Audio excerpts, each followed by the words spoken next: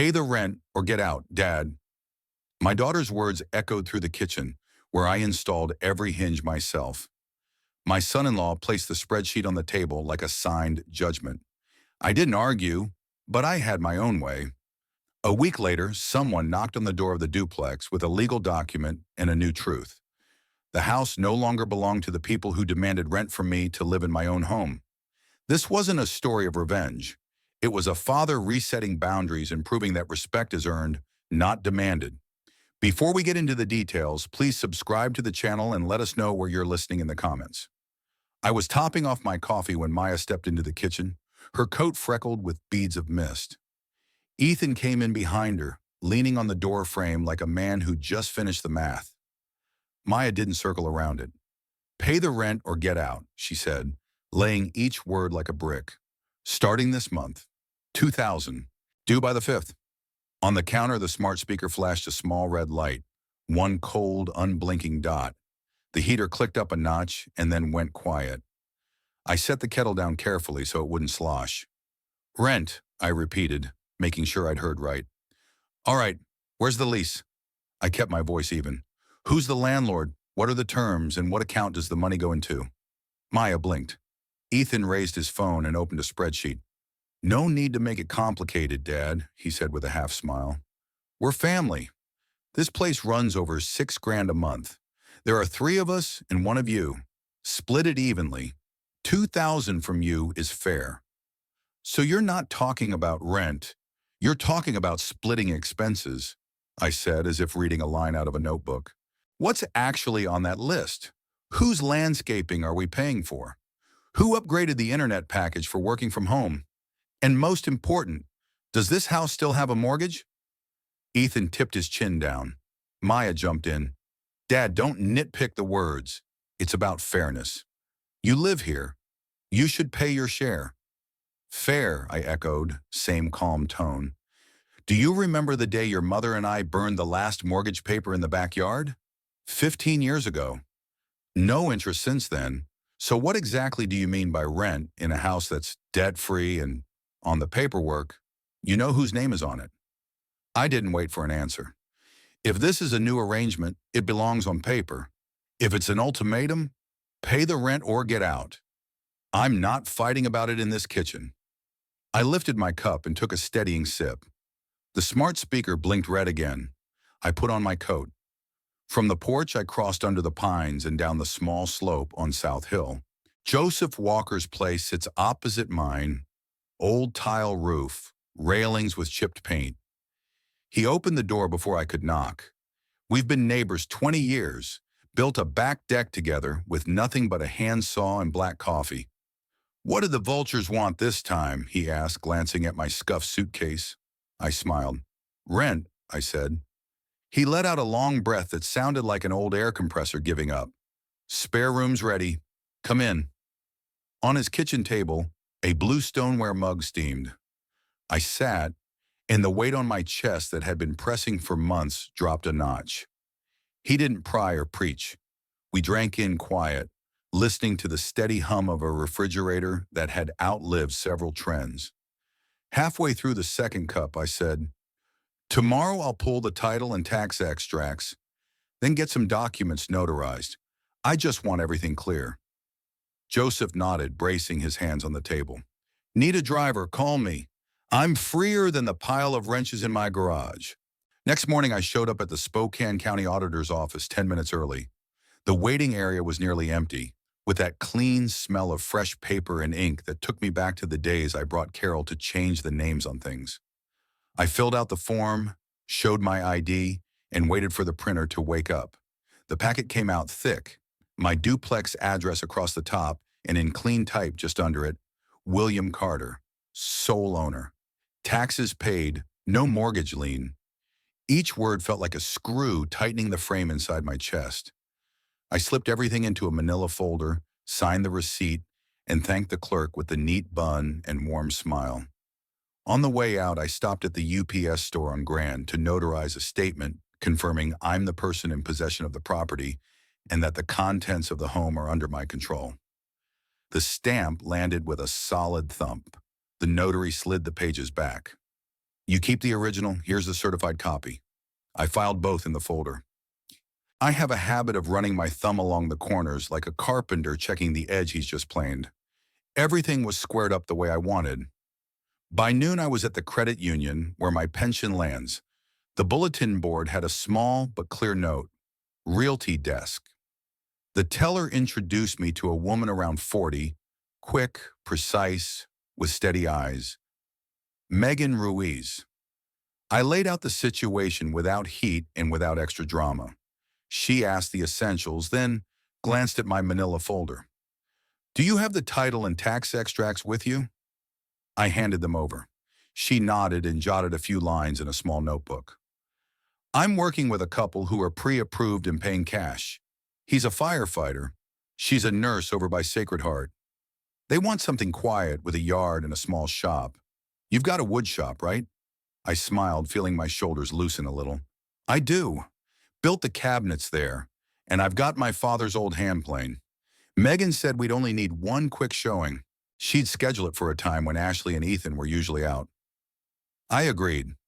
I don't enjoy sneaking, but sometimes you pick a quiet hour to keep the peace. I had no interest in a driveway shouting match or being the old man bickering with his kids for the whole block to watch.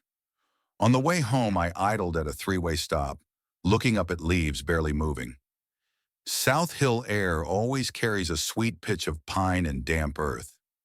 Sitting at the wheel, I walked through the plan again. There was a heaviness in me, but reason put a hand on my shoulder. Do what needs doing, I told myself. The next afternoon, I went back to the old place to grab a few tools. I took the brick path I'd laid myself, touched the rim of the step where Carol used to sit on the summer evenings. Ashley was in the doorway, arms full of papers, her face set hard. What are you doing? She asked.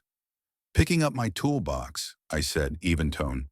And let me be clear, don't change the locks. If there are costs, show me the basis. As for back rent, we'll discuss it when there's a legitimate reason. I'll be here tomorrow. 15 minutes, no more. Ethan stood in the yard leaning on the car, saying nothing, eyes eager to pour gasoline. I didn't bite. I lifted the pine oil-smelling box and turned away. Sometimes the best thing you can do is say 3 sentences and let silence do the judging. On the day of the quiet showing, I sat in Joseph's window chair with a sidelong view of my yard. Sam, Joseph. I still mix the names up like you call a pair of pliers by the brand you grew up with. Dragged a rake through the leaves, playing it casual. Megan arrived right on time. The young couple with her didn't wander like tourists or whisper like hunters. They moved lightly, ran a hand along the stair rail, studied the joinery I'd glued with lemon-scented filler. They paused in the shop. The husband set his palm on the oak plane that's been polished by generations of hands. I couldn't hear a word, but from the set of their shoulders, I knew they understood. Some things don't need labels. Straight grain, clean passes, tight hinges, a house built to be lived in, not performed. 45 minutes later, they stepped out and spoke with Megan on the porch. My phone buzzed once. They love it, she texted. Cash offer, 7-day escrow. Thoughts? I smiled to myself, a long weight lifting like a heavy board eased onto sawhorses. If the terms are clear, I wrote back, let's do it. Megan said the title company would assemble the paperwork. All I'd need was my ID and a steady signature. They'd handle the rest. Before signing, Joseph suggested we tell the kids once, with someone present to keep it civil. Don't let them say you snuck around, he said. Let them hear it from you in a room with witnesses. He was right. We reserved a small room at the community center by the park, the same place that hosts chess club and seniors yoga. Staff there are used to sitting in on tense conversations. I brought the manila folder, pages already tabbed. Ashley and Ethan were 5 minutes late. The center employee ran through the ground rules. Short statements, no interrupting, notes kept of what's been communicated. I needed only a few minutes. I confirmed ownership with the extracts I'd printed. I said I was selling. I said it wasn't about shaming anyone. It was ending something that had rotted from the studs. So you're throwing me out on the street? Ashley asked, voice high but hands tight on her bag, nails pressing white. I answered slowly, I'm throwing out the part where you charge me to live in my own home. Where you live is up to grown-ups. Ethan cut in, who paid for the roof repair last year? I opened the folder. Receipt, contractor's name, date. I didn't try to rub anyone's nose in it. I set the paper down. The staffer drew a neat yellow line under communicated. No one said thank you when we left. No one slammed a door. Good enough. Signing day, the title company's conference room held a long, polished table and the sharp smell of glass cleaner. The closer read the terms and flipped the pages. I signed my name in a straight hand, not the shaky scrawl I used on a stormy night at Carroll's hospital years ago. There was no win-lose here. A door closed with the soft punch of a rubber stamp, and another opened with sunlight spilling across the table's edge. The buyer's property manager shook my hand and left a card. They'd handle the move-out notice by the book. I nodded. That's how these things should go. At first light the next morning, a property management sedan rolled to a quiet stop by my old front steps. No siren, no spectacle. A woman in a plain suit carried a folder, a deputy I recognized from the grocery store a step behind. Ashley answered with a coffee in hand. Ethan hovered, already annoyed. From Joseph's porch, I didn't need the words. I watched my daughter's face fall from surprise to denial to panic. The rep said what needed saying and handed over the paper. The deputy gave one small nod that meant the matter was real. Ethan threw a hand in the air. I could read the lip shape. Lawyer.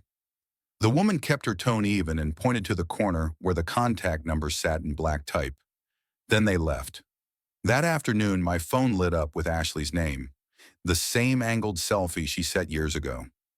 I let it ring 3 times before answering. What did you do? She yelled, voice cracking, a mug clattering in the background. They said the house is sold. They said we have 30 days. I looked at the pines. Sunlight ran through the needles like drops. There's nothing shady here, I said evenly. I sold my house. The papers are signed and recorded. She cried and switched to rage. You can't do this. This is my home.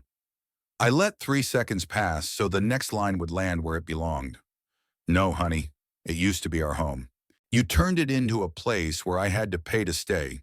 I won't do that. I'm leaving, and the house is leaving with me.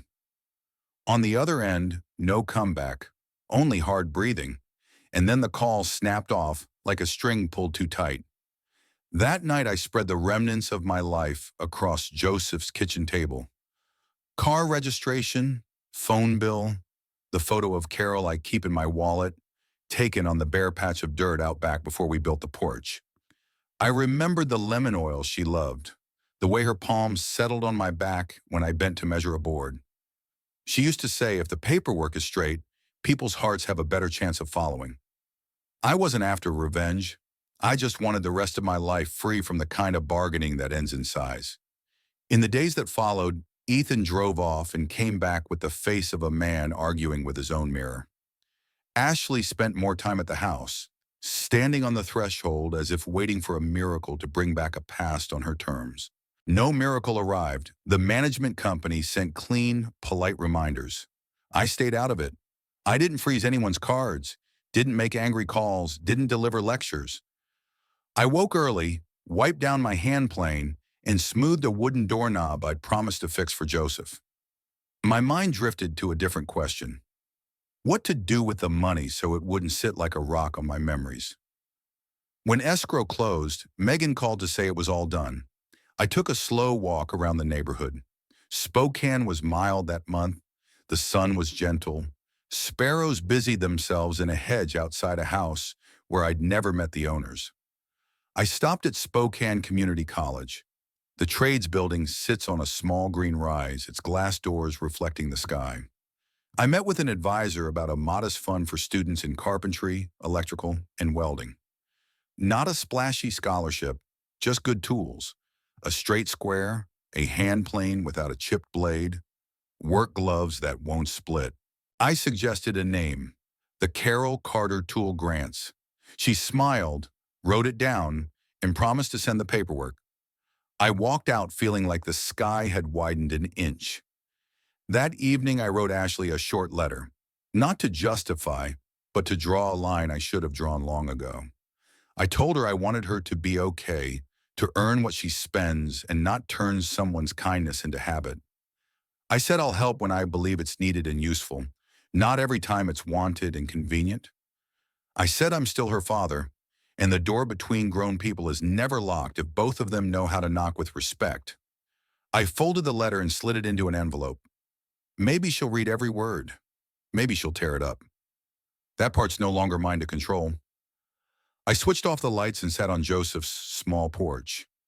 Pine carried on the breeze and the insects sang like threads pulled taut. I saw Carol smiling in my mind, reminding me a real home isn't walls and roof so much as how people treat each other under that roof. I lost one house and gained a wider one. No leaks, no moss. The open sky of a life that knows when to stop, when to fix, and when to go on. On the final day, a moving truck idled at the curb. No spectacle, no screaming. Ethan and Ashley hauled boxes that didn't want to fit their angles. I didn't stare. I sat with a fine stone and touched up the plane's blade, the whisper of steel on grit almost too soft to hear. I thought of some kid this fall opening a toolkit etched with 3 words, Carol Carter, resting a palm on a new hammer and realizing someone out there believes they'll make things that last.